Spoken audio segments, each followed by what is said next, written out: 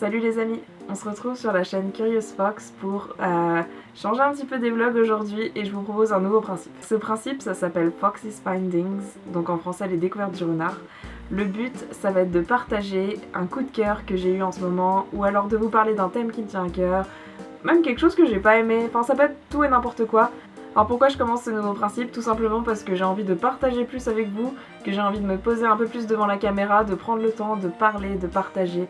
Et donc c'est pour ça que j'arrive avec ce nouveau concept et en espérant que ça vous plaira. On arrête le blabla tout de suite et on commence pour le premier Fox's Finding qui va être sur le livre Ready Player One. Pourquoi je vous parle du livre de Ready Player One aujourd'hui? Bah parce que je viens de le finir il y a à peu près 1 heure et que j'ai absolument envie de le partager avec quelqu'un pour dire vrai.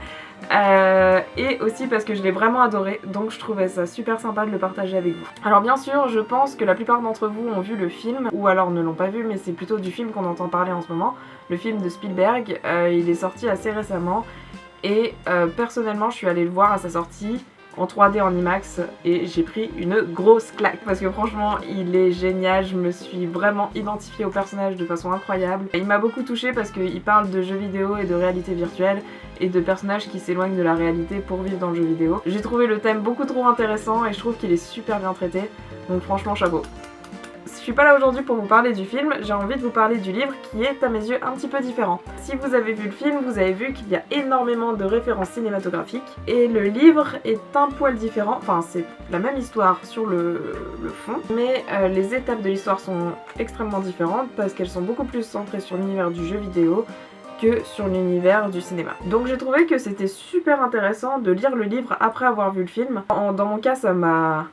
J'ai été passionnée du début à la fin, même si j'avais déjà vu le film et en soi je connaissais déjà l'histoire. Pour moi c'était vraiment super différent. Pourtant ça m'arrive pas souvent de vraiment adorer un film, donc là j'avais vraiment envie de me plonger dans l'univers plus longtemps et j'ai pas du tout été déçue par le livre. Pourquoi je vous en parle spécialement aujourd'hui? Parce que ok, le livre m'a plu, le film m'a plu, mais j'ai aussi envie de partager ça avec vous parce que personnellement ce livre j'ai commencé à en entendre parler quand Casey Neistat a fait une vidéo dessus en disant oh là là, le film va sortir, ça va être incroyable, vous allez voir, tout le monde va en parler, vous allez être les prochains hipsters si vous le lisez maintenant. Sauf qu'il l'avait présenté en disant que c'était un livre bourré de références aux années 80 et que c'était ça qui le rendait intéressant. Personnellement, ça m'a super éloigné de l'univers quand j'en ai entendu parler pour la première fois, parce que tout simplement, les années 80, bah c'est pas mon gros délire, enfin je suis pas complètement fan de la pop culture. Effectivement, il y a plein de trucs que j'adore, mais je vais pas être super pointilleuse sur le sujet, donc je sais qu'il y a des milliards de références que je vais louper, et ce qui a été le cas pendant le film, ce qui a encore été le cas pendant le livre. Pour moi, ça empêche pas du tout, mais alors pas du tout d'apprécier l'univers, d'apprécier l'histoire.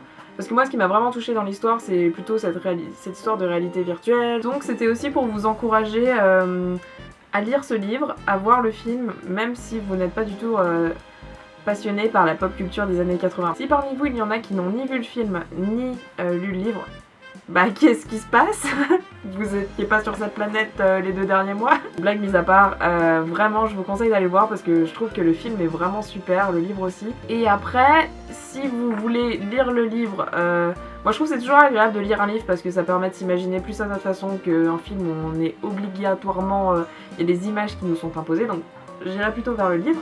Mais j'ai trouvé le rythme du film beaucoup mieux maîtrisé, il n'y a pas du tout de longueur. En fait j'ai été un peu déçue par la fin du livre parce qu'elle est trop rapide. Tout se passe en à peu près 20 pages alors que le livre en fait 400. J'avais envie de profiter encore un peu des personnages, de vivre encore des trucs avec eux. Le rythme du film est mieux maîtrisé. Je pense que j'ai plus compris les références du film que les références du livre parce qu'elles sont plus adaptées au grand public.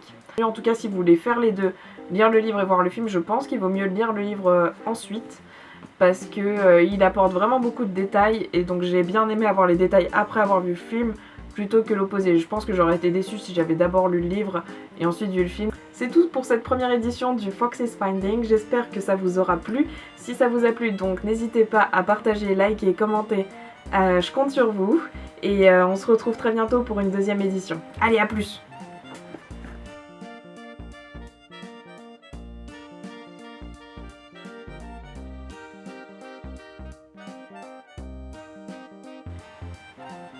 J'ai vraiment été amoureuse du personnage de Wade Watts du début à la fin.